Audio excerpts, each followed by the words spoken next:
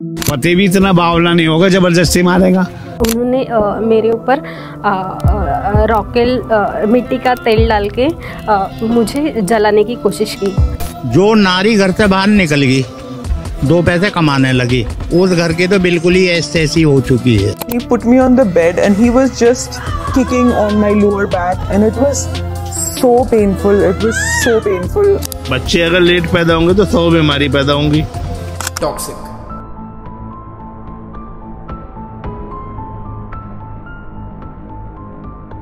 ये शब्द ही अपने आप में किसी दहशत से कम नहीं है। क्या आपको कभी ऐसा लगा है कि आप अपने ही रिश्ते के जाल में फंस चुके हैं और अब वही प्यार जो कभी ब्लेसिंग लगता था श्राप बन चुका है? अकॉर्डिंग टू WHO, हर 3 में से 1 वुमेन और हर 4 में से 1 मैन किसी न किसी तरह के इंटीमेट पार्टनर वायलेंस फेस किया है। दुनिया की बात छोड़ो तो हमारे इंडिया में ही 32% महिलाओं ने physical, emotional and sexual violence face किया है, वो भी खुद के पार्टनर से। अगर ये मैं पढ़ी लिखी हूँ, मैं भी नौकरी पे जाऊंगी, क्यों जाओगी भाई? जब मैं मना कर रहा हूँ आप नहीं मानती, इसी बात पे झगड़े हो जाते हैं। और ये झगड़े कहाँ तक पहुँचते? तलाक तलाक। सोच कर देखिए, एक औरत के लिए उसके पेरेंट्स के बाद सबसे सेफ जगह उसका पति होता है, और वही अगर ऐसा करे तो उसके सेल्फ स्टीम के तो धज्जियां उड़ जाएंगी यार, और वो मेंटली ब्रेक हो जाएगी, टूट जाएगी। क्योंकि शादी के बाद पेरेंट्स से भी उसको वो ट्रीटमेंट नहीं मिल पाता जैसा कि शादी के पहले मिलता था। और अगर लड़कों की बात करें तो वो आज भी अनटोल्ड है, बिकॉज 80 to 90% में से ये कभी रिपोर्ट ही नहीं करते। दोस्तों को बताएं तो मजाक उड़ने का डर, और समाज के साथ सबको पता है। जिन लड़कों को रोने तक नहीं दिया जाता ये बोलकर कि लड़के रोते नहीं हैं, उनके रिलेशनशिप की टॉक्सिसिटी की बात कौन ही सुनेगा। लगभग 50% of women and 44% of main life में कभी न कभी अपने इंटीमेट पार्टनर के through psychologically aggressive behaviour experience किए हुए होते हैं, और ये सारे आंकड़े यहीं नहीं रुकते। 43% of dating college women report experiencing violent and abusive dating behaviours. Domestic violence के ऐसे विक्टिम्स जो एम्प्लॉयड हैं, जो कहीं न कहीं ऑफिस में काम कर रही हैं, उनमें से 76% ने बताया कि उनको परेशान या कांटेक्ट करने के लिए अब्यूजर्स उनके ही वर्क प्लेस के रिसोर्सेज का यूज करते हैं, जैसे ऑफिस के डेटाबेस में किसी का नंबर हो गया और भी कोई चीज हो गई, फोटो हो गया, ऐसा कुछ। और यूएस का ये डेटा देखिए, about 1 in 5 women and 1 in 71 man in United States have been raped in their life time. ये अपने आप में चौंका देने वाला डेटा है। आप खुद सोचो, यूएस में हर 5 में से 1 वुमेन और हर 71 मैन में से 1 मैन अपने लाइफ टाइम के अंदर एक न एक बार रेप हो चुके होते हैं। और सबसे बड़ी चौंका देने वाली बात तो ये है कि 72% of all murder suicide involved N intimate partner. Oh my God यार, ऐसे हजारों आंकड़े हैं जो अगर मैं बताने लगूं तो ये वीडियो कम पड़ जाएगी। लेकिन इंपॉर्टेंट ये है कि आप और हम इसको लेके क्या कर रहे हैं। हम सबको कुछ क्वेश्चंस के आंसर जानना जरूरी है कि आखिर ये टॉक्सिक रिलेशनशिप है क्या। पहले तो ये जानना जरूरी है, क्योंकि मैक्सिमम लोगों को तो ये पता ही नहीं होता कि वो टॉक्सिक रिलेशनशिप के अंदर हैं, बट वो होते हैं। So are you in a toxic relationship? आखिर ये होता क्यों है? अगर इतने सारे लोग एक्सपीरियंस कर रहे हैं, इतने सारे लोग परेशान हैं, तो ये क्यों हो रहा है? और जिनके साथ हो रहा है वो इसके खिलाफ क्यों खड़े नहीं होते? हमारी गवर्नमेंट इसको लेके क्या कदम उठा रही है, और हम एज ए पर्सन इसको रोकने के लिए क्या कर सकते हैं? And if you are the one जो अभी एक टॉक्सिक रिलेशनशिप में है, तो आपको क्या करना चाहिए? तो क्या है ये टॉक्सिक रिलेशनशिप? पहले वो समझते हैं। A continual pattern of emotional harm, disrespect, manipulation, physical abuse etcetera. अगर आपको इमोशनली हार्म किया जा रहा है, डिसरेस्पेक्ट किया जा रहा है, आपकी बातों को मैनिपुलेट किया जा रहा है, आपको फिजिकली, मेंटली या फिर सेक्सुअली अब्यूज किया जा रहा है, और ये एक बार नहीं, कॉन्टिन्यूअसली हो रहा है। ये शब्द इंपॉर्टेंट है। कॉन्टिन्यूअसली अगर हो रहा है तो my friend, you are in a toxic relationship, और आपको उससे बाहर निकलना बेहद जरूरी है। So are you in a toxic relationship और नॉट, ये डिसाइड आपको करना है अपने रिलेशनशिप को एनालाइज करके। देखिए, रिश्ते में खटपट तो होता रहता है। कहते हैं जहां प्यार है वहां गुस्सा है, लड़ाई है, रूठना मनाना सब होता है। कभी कोई डिसरिस्पेक्ट से बात करता है, कभी कोई अपनी बात को ऊपर रखता है और बोलने नहीं देता, और आपके पर्सपेक्टिव से उनको कोई मतलब नहीं है। ऐसा बहुत बार होता है। लेकिन अगर ये एक बार हो रहा है, 2 बार हो रहा है तो प्रॉब्लम नहीं है, लेकिन अगर ये कॉन्टिन्यूसली हो रहा है तो वहां पर आपको रुक जाना चाहिए और पूछना चाहिए खुद से कि कहीं ये टॉक्सिक रिलेशनशिप तो नहीं है। 1 बार चलेगा, 2 बार चलेगा, 7 बार चलेगा, लेकिन हर बार नहीं चलेगा। आखिर ये क्यों होता है? तो इसके कुछ रीजंस हैं कि ये होता क्यों है, और वो रीजन अगर हम जान लें तो शायद हम इसको ठीक कर सकते हैं। तो सबसे पहला रीजन है लैक ऑफ एम्पैथी। तो आखिर ये होता क्या है? चीजों को सिर्फ अपने पर्सपेक्टिव से सोचना, सामने वाले की सिचुएशन को ना समझना, इसको कहते हैं lack of empathy. Next point है चाइल्डहुड एक्सपीरियंसेस।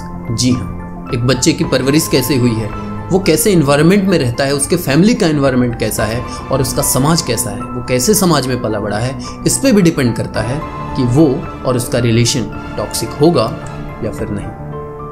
एक डेटा के हिसाब से जिन बच्चों के पेरेंट्स ज्यादा झगड़ा करते हैं वो बच्चे भी आगे जाकर टॉक्सिक रिलेशनशिप क्रिएट करते हैं। तो इसका आपके बच्चों पर क्या असर हुआ? छोटा वाला जो था लड़का वो बहुत सहम गया था। उसने बहुत ज्यादा देखा अपने बाप को, अपने माँ को मारते सब कुछ, और फिर उसने बात करना बंद कर दिया। उसके मानसिकता पे असर होने लगा बच्चे के ऊपर, 5 साल के बच्चे के ऊपर। थर्ड पॉइंट है codependency. People may become overly reliant on their partner for validation, approval and a sense of self-worth। यानी कि हर चीज के लिए अपने पार्टनर से वैलिडेशन लेना, अपने डिसीजन पे श्योर न रहना, अपना स्टैंड न लेना, also can create a toxic relationship। Next point है एक्सट्रीम लव एंड पोसेसिवनेस। यानी कि अगर सामने वाला अपने पार्टनर से बहुत ज्यादा प्यार करता है या फिर वो उसके लेके बहुत ज्यादा पोसेसिव है तो ये भी टॉक्सिक रिलेशनशिप क्रिएट कर सकता है। क्यों? एक रीजन है कि अगर वो बहुत ज्यादा पोसेसिव है तो उसको शायद बहुत ज्यादा रोक टोक करे, शायद अपने हिसाब से उसको रखे, और ये भी बहुत हाईली चांसेस है, आपको पता है कि टॉक्सिक रिलेशनशिप हो सकता है। नेक्स्ट पॉइंट है शेडिस्ट मेंटालिटी। ऐसे बहुत सारे लोग होते हैं जिसको दूसरों के दुख और दर्द में मजा आता है, और अगर ऐसे लोग रिलेशनशिप में आते हैं या फिर शादी करते हैं तो बहुत हाई चांस है कि उनका रिलेशनशिप बहुत ज्यादा टॉक्सिक होगा। तो ये तो हो गया कि ये क्यों होता है, लेकिन जिनके साथ ये हो रहा होता है वो इसके खिलाफ खड़े क्यों नहीं होते, ये सबसे बड़ा सवाल है। कि भाई अगर कोई टॉक्सिक रिलेशनशिप में है, अगर किसी को दिक्कत हो रही है उसके रिलेशनशिप में, उसको प्रॉब्लम हो रही है, उसका जीना हराम हो रहा है, तो इसके खिलाफ खड़ा क्यों नहीं होता या होती? और इसका भी कारण समझना बहुत जरूरी है, और इसका सबसे पहला कारण है लैक ऑफ एजुकेशन और ऑर्थोडॉक्स बिलीफ। ये मैं दोनों एक साथ इसलिए कह रहा हूं क्योंकि अगर एजुकेशन की कमी रहेगी तो ही रूढ़िवाद आएगा, तो ही उनके दिमाग में सुपरस्टिशन आएगा, बहुत सारे अंधविश्वास भी आएंगे। आप खुद सोचिए, जब महिलाएं पढ़ी लिखी नहीं होंगी तो उन्हें अपने अधिकार पता ही नहीं होंगे, वही पुराने घिसे पिटे नॉर्म्स लेके चल रही होंगी, पति ही परमेश्वर है वाली मेंटालिटी। फिर चाहे पति कुछ भी करे, ससुराल से कदम मत निकालना। एक बार लड़की ससुराल चली गई तो वहां से सिर्फ उसकी अर्थी निकलती है। ऐसी वाहियात चीजें अगर माँ अपनी बेटी को सिखाएगी तो आगे चल के उसी की बेटी को सफर करना पड़ सकता है। तो आप ध्यान दीजिए, और कोई भी चीज अपने बच्चों को सिखाने के पहले उसके पॉजिटिव और नेगेटिव दोनों चीज सोच के रखिए। ये मत सिखाइए कि बेटा चुप रहो, ये सिखाओ कि अगर तुम्हारी बारी आए और तुम्हारे साथ गलत हो रहा है तो आवाज उठाओ। अब जमाना बदल रहा है, हर चीज बदल रही है, तो आपको अपने मसहरे को भी बदलने की जरूरत है। सेकंड पॉइंट कि लोग इसके खिलाफ आवाज क्यों नहीं उठाते, वह है समाज का डर। और इसमें सबसे बड़े रोल प्ले करते हैं जिंजी। जहां जिंजी को कहा जाता है कि वो हुकअप कल्चर को बहुत ज्यादा प्रमोट करते हैं, वो सिविलाइज नहीं होता, ऐसे मैंने बहुत सारे वीडियोस देखे भी हैं। हालांकि ऐसा नहीं है, लेकिन हाँ, हुकअप कल्चर और भी बहुत सारी चीजें, डेटिंग कल्चर जेनजीज में ज्यादा है। लेकिन मैं आपको एक डेटा बताता हूं कि जेनजीज में जो रिलेशनशिप होता है वो टॉक्सिक के मामले में जो उसके पहले वाली जनरेशन थी, ओल्डर जनरेशन थी, उससे बहुत ज्यादा कम है।